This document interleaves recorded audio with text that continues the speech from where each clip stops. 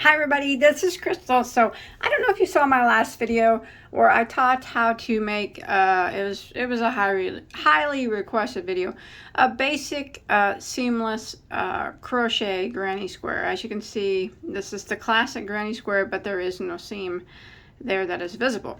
So as I put this one on, people wanted me to show how I sew them up because, you know, so many YouTubers sew up their squares so different. And as I said with the squares, there's no wrong way to do it. It's just whatever way is comfortable for you. So there's two ways that I usually sew my squares together. They're pretty much the same. One's just used with the hook and one's used with a yarn needle. It's pretty much the only way that I sew them together. I can't say that I have a few tutorials where it might be different, but most of the time, 98% of the time, this is how I will sew my squares together. So I'll line them up. Some of these are a little bit different sizes because the yarn was a little thinner than the others. How I want them to go. Okay. Now I'll show you first with a hook. So I'll put the right side. So here's the right side of the square facing up, and then I'll put the wrong sides on top facing up like that. See that? So I'll take whatever yarn I'm using. Generally I'll use a coordinating color, but I'm going to use this green here because this is what I have on hand.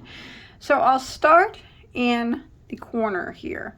Now I'll go through, we put chain 2 spaces in the corners of my granny square. If you did not see that granny square video, how to make this basic seamless granny square, I'll put a link to that below. And as always, don't forget that, so hit that subscribe and like button. I'll go into the chain space. I won't go like directly like that. Go into the chain on the first square. And then go into the first, there's 2 chains there, go into that last chain on the second square.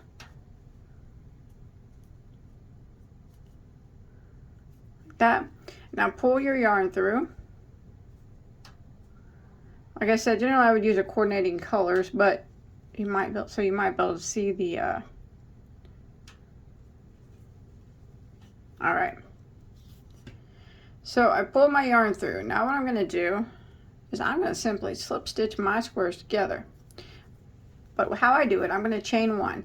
Now I'm going to go to the next stitch on this piece and the next stitch on this piece back here. Now what I do, it's almost 100% of that, 98% of the time, I go through the front. You see how these squares, when you look at the stitch, there's 2 loops. The loop closest to you is called the front loop, and the loop furthest away is called the back loop. I will go through only the front loop on the first square, and then the matching stitch on the other piece back here, I will go through the back loop only on that one, and then I will slip stitch. And that's what I'll do all the way across. So I'll go to my next one, and I will go through the front loop only of that stitch, and then the back loop only of this stitch. And I'll do this, I'll keep doing this, front loop only, back loop only.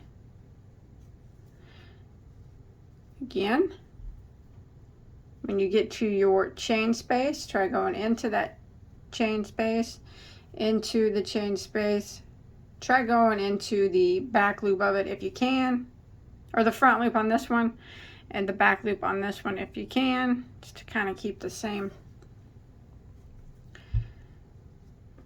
Next one, front loop on the next stitch, back loop on the back one. I'm going to do this all the way across.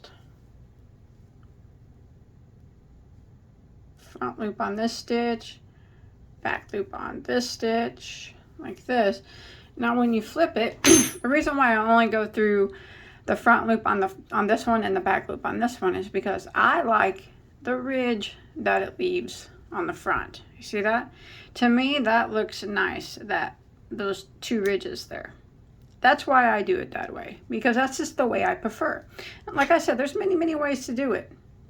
That's fine. I mean, you can do it any way that you want, whichever way you think looks best. But for me, this is the way I roll most of the time. Front loop, back loop.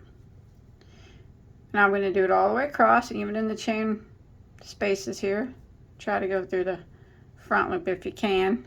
Doesn't have to be perfect, especially if you're using a coordinating color. You won't be able to see the seam there. Back loop. I do this all the way across. Now, like I said, I do it two ways. Both ways are basically the same. One way I'll use the hook, and the other way I'll use a yarn needle. So I'll show you the yarn needle way here in just a second. But then when I get over here to the end, and I'm getting ready to attach another set of squares, I won't break my yarn or anything.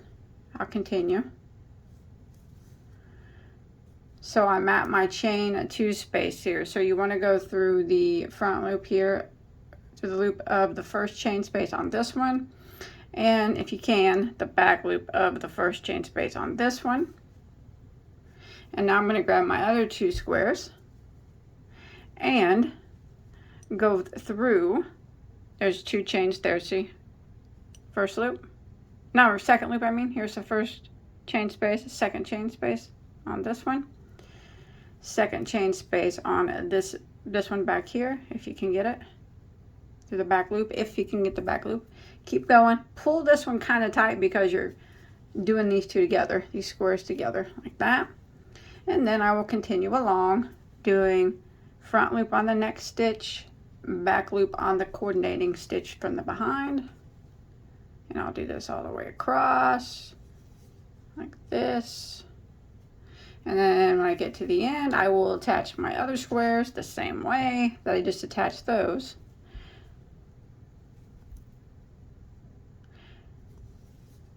So let me go ahead and finish getting across here, and then I'll show you. It's pretty much the same, but with a yarn needle. Just one second. All right, so I made it to where I was going to attach these 2 squares. I'm not going to attach them. You just attach them the same way that you did. I'll show you one more time, I guess. You go in, there's 2 chains here.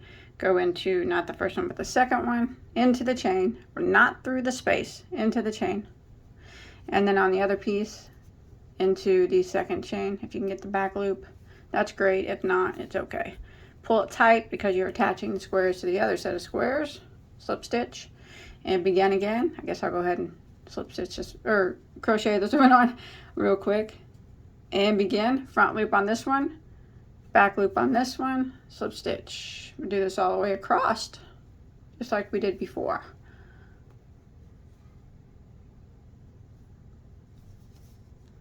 All right, I'll be back up with you at the end. All right, when you make it to the end here, you can go ahead and tie this off like that. So we got part of them sewn up there, and we did it with slip stitch. Front loop only on this side, back loop only on this side, and then when you push them right side out, just like that, you can see what they look like. Like I said, normally I would use, I'll tell you what, normally I would border these all in one solid color, say black or white or something, and then I would sew it together with the same color. That way you wouldn't be able to see any visible color bleed through. But this is basically, you get the gist of it. That's how I sew mine together. I like to do it like that because I enjoy the ridge. I think it makes it look really nice. But if you don't do it this way, that's okay, because everybody's different. Everybody has their own way. It's whatever you're comfortable with, whatever you feel looks best. And the reason why these look a little wonky is because, like I said, I use different size yarns. So these up here are a little bit smaller than these down here. So I'll show you with the yarn needle. It's basically the same thing. I'll do it either way. It actually only depends on my mood. I say most of the time I use the hook method I just show you, but sometimes, you know what, I feel like sewing. So what I'll do is, so we got them sewn up this way. I'll flip them, make sure the wrong side is out on both ways, and I'm going to do the same thing but with a yarn needle. So I got some yarn loaded up, and like I said, we go through that second chain space, front loop if you can, and on this piece back here, second chain space, back loop if you can. This is only just depending on my mood, if I use a yarn needle or a hook, but it's the same thing. So, and then we would come back on the opposite direction. So we would hit the back loop here, And then the same, the front loop on this side.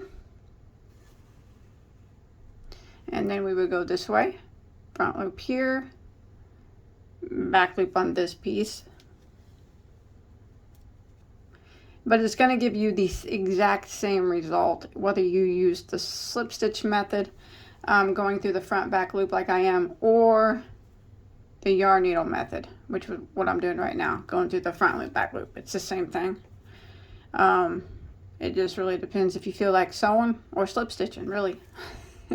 Most of the time I'll use the slip stitch though. But occasionally I'll be like, you know what? I think I feel like sewing this together.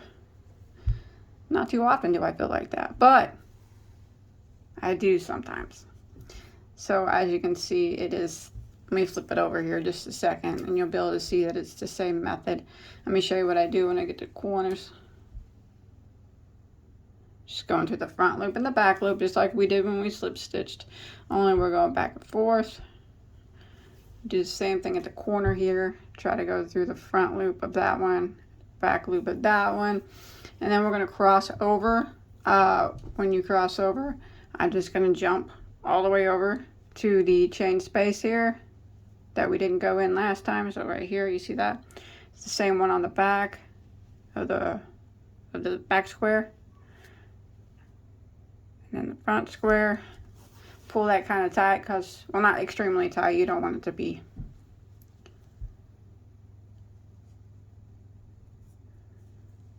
Crunching in on itself, and keep working the front loop, back loop method all the way across.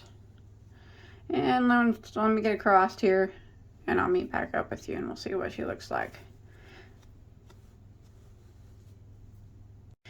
All right, there it is. It looks exactly the same.